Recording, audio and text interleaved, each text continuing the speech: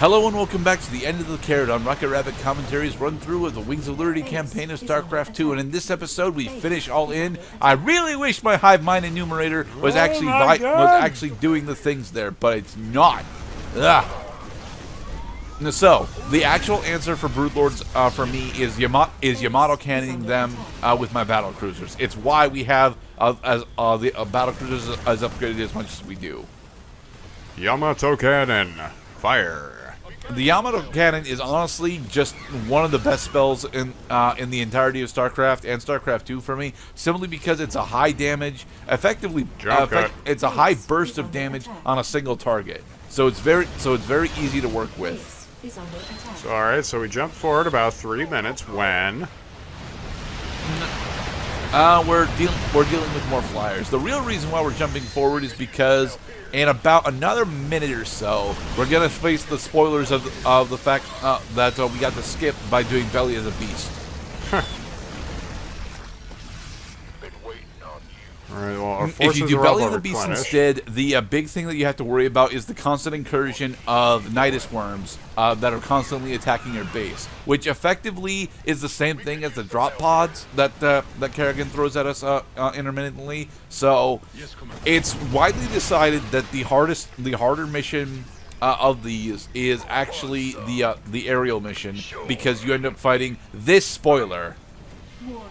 Class 10 Zerg flyer detected. Holy sh... Sir, But, scanners show he the almost said it. largest Zerg biosignature I've ever seen, and it's headed your way. The mother load. Come on, Pascordette, show it on screen. Show it on screen, Pascordette. I guess we're just gonna wait until we have the forces that we need to go take it down. All right. Dun, dun, dun, Anyway, dun, this. dun, Oh, dun, there it is. The dun, Leviathan. dun, dun, dun, dun, dun, dun. The Imperial Death March isn't really the best call for it, because the Leviathan isn't honestly a planet buster. I mean, it's really big and it's got really good anti-air defenses, and the corrosive blast hurts really hard. But with enough battle cruisers, Yamato cannons, you can in fact take it down relatively quickly.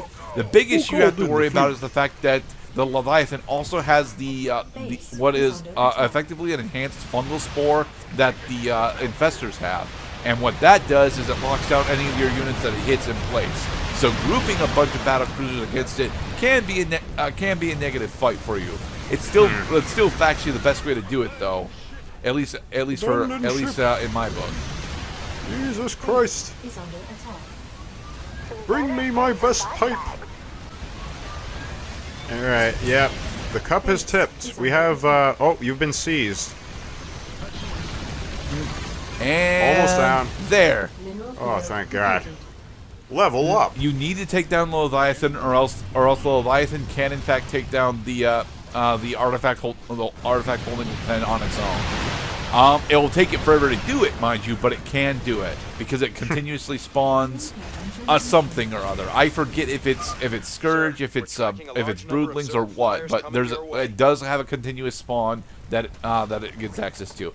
I really fucking wish that I had something to spend my 13,000 goddamn minerals on, but yeah. I don't, because I don't have the Vespane to build more battle cruisers. Exactly. Yep. So your vehicle production is going to go, basically all but nothing. But your small unit and infantry production is going to go through the roof, at least for the time being. Yeah. Because I mean, Jesus Christ! I mean, you can't. It takes 250 Vespane to make just one battle cruiser. 300 Vespane. That's even worse. So we jump cut it to the part where we actually have 300 or more Vespane. To what is effectively the final push. Now that we're at 25 minutes, we are getting constantly attacked by smaller Zerg waves, and we are about to fight Kerrigan for the last time. There she is. Sir, No, that's just another number of Zerg flyers. But the last 4 minutes of this mission are effectively, hey, we know that you've been holding out really well. Here's your final test.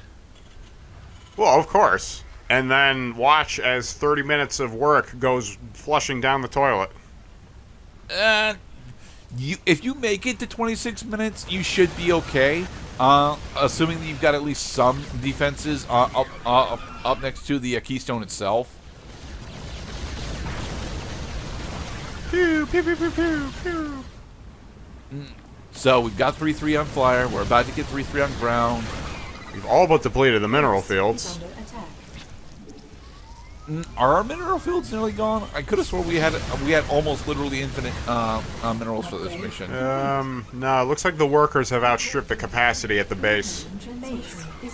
Well, they were always going to do that because I've got more than half of the workers more than half the worker count up for efficiency. Right. Alright, now we've arrived at the clusterfuck stage of the fight. No, we're not quite at the clusterfuck stage. We got another 2 minutes before we get the clusterfuck down. Alright, so I've noticed that at point 1, it takes about, 1.5 seconds for point 1 charge on the artifact. Yeah, it's about 1.5 seconds per one tenth of a percent. Or, Jesus Christ. Okay, so we have effectively, what, 10 minutes left? No. We realistically have about 4 minutes left.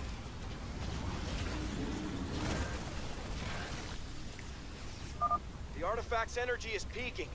Just hold out a little longer. Yes, Horner. And once Horner says that is when all the Zerg waves start converging on us much harder than they already were.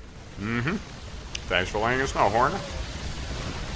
Like, I can see that, damn it. The artifact's energy nova is fully recharged. You want to save this nova for the next time when Kerrigan shows up, because Kerrigan should be showing up another time yet. I mean, you can't really slow down. The artifact's progress cannot really be slowed down. You lose the game when the artifact runs out of health. Base is under attack. Right. So it really is just a clock.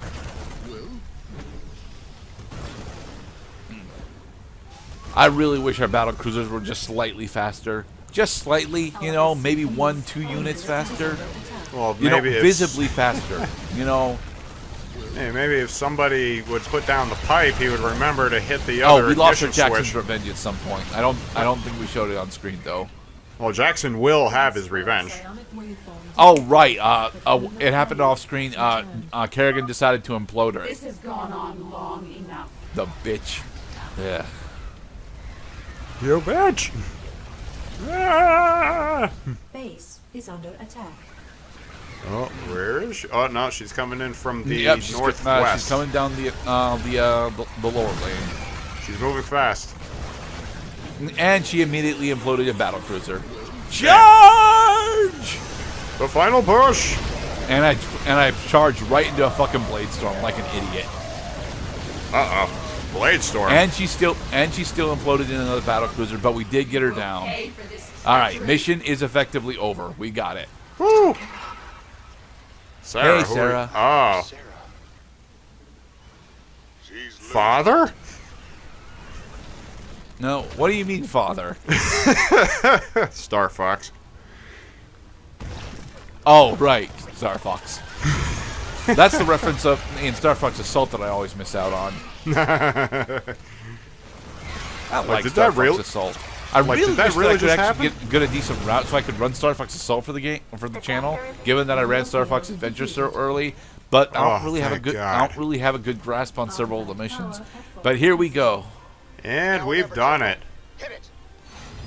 No, rebuild the artifact and then Level 20 shot from Diablo 2, go!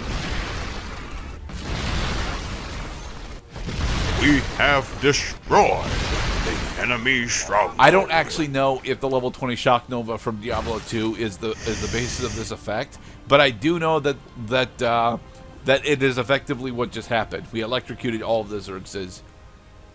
On the entire planet. Just in this area. I would like one day to get Aces High, but that would require me to actually play the entire campaign on hard, and I'm not doing that. No more than Nope. once. What do you mean I Yeah. can't heal more than 3 times? And here we have one of the more controversial cutscenes in the entire StarCraft 2 trilogy. Yeah, trilogy. That's how I'm going to refer to it. Huh.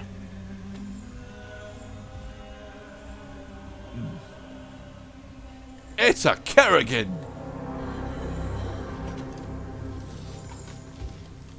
How's it feel, punk?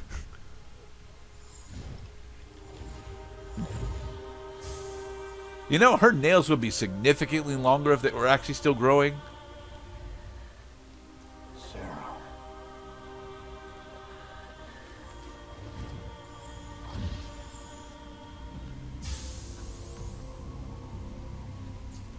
You reading all this? You have your orders, Mr. Findlay. Carry Okay. Dun dun dun. Son of a bitch. I always thought he might have questionable loyalty. Titus, what have you done? I made a deal with the devil, Jimmy. She dies. I go free. Pretty interesting You can't- trade, honestly. I wonder if can't Arcturus kill was ever going to Kerrigan. actually honor that. We all got our choices to make. I choose Mexican standoff. Damn shame.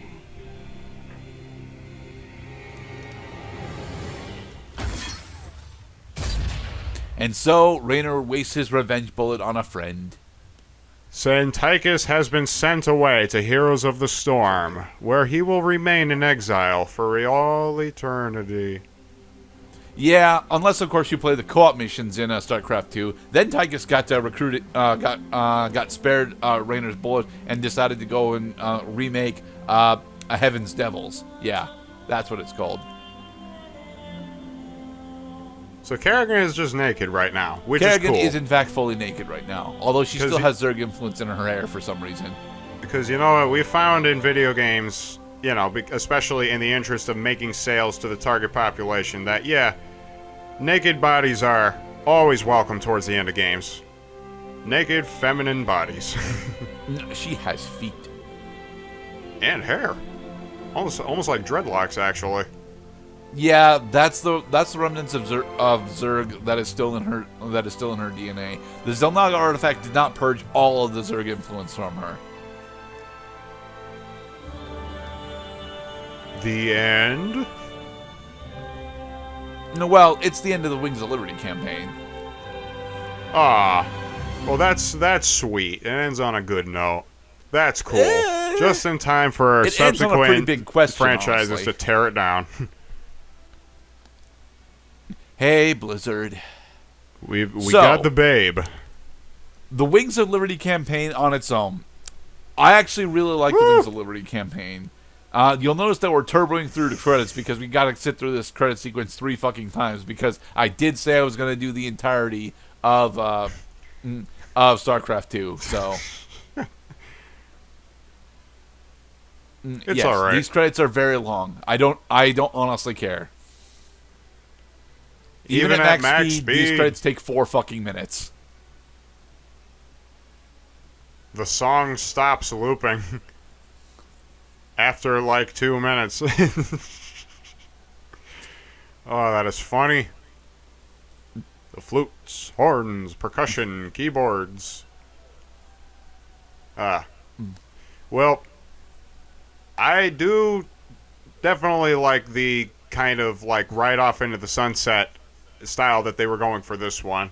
Makes a replay value maybe just slightly higher. I mean, as I understand it, you played Yes, this twice. actually, the replay value for the Wings of Liberty campaign is through the freaking roof, especially for me, because that was one of the big things that always kept me back for StarCraft 1. I don't like StarCraft 1 as an RTS, to be honest, but I really like going through the campaign, especially with friends. These background shots are pretty.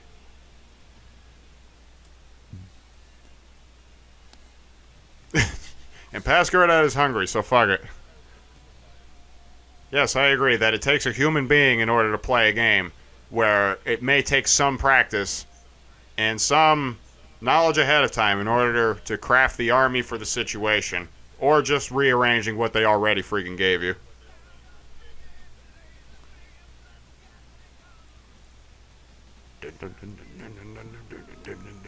So, would you be willing to go through the StarCraft 2 Wings of Liberty campaign, Mr. Cloud?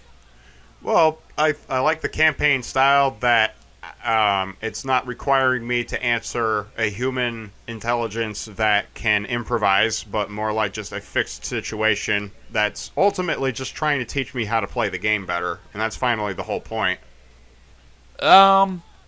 Honestly, the Wings of Liberty campaign doesn't do that good of a job at a tutorial. It does show off. It does attempt to show off each of the Terran units in specified missions for the what they want you to do with them. But honestly, the combat simulator tied to the campaign is significantly better for learning what how the fuck to use units in multiplayer, especially if you go on to custom master multiplayer. Right. Just create your own little schoolhouse. That the campaign is not exactly conducive to multiplayer, which, again, you're going up against opponents who are not doing the same thing over and over again. They're also paying attention to what you're doing and moving, flanking, developing differently, and so forth, sending scouts. Oh my god, the scouts. That's a lot of text. Yes, it is a lot of text and names. Jesus. So Wings of Liberty is your favorite StarCraft campaign, Mr. Gurdat? I have problems saying that. I really do, because my favorite StarCraft campaign across the three games is honestly, it's probably the Protoss Brood War campaign, to be perfectly honest. Like, I really like the Protoss StarCraft 1 campaign. I do. It's the one campaign where I think I was able to clear it as a kid without cheating. But I was not able to clear Zerg or Terran without cheating. I know that. And the Brood War Protoss campaign is another one that I think I did manage to clear without cheating as a kid, but I don't really remember. But I will say that the StarCraft 2 campaigns are of higher quality than the ones in StarCraft 1 and Brood War. I just don't think I enjoy going back through them as much. I'm not sure, though.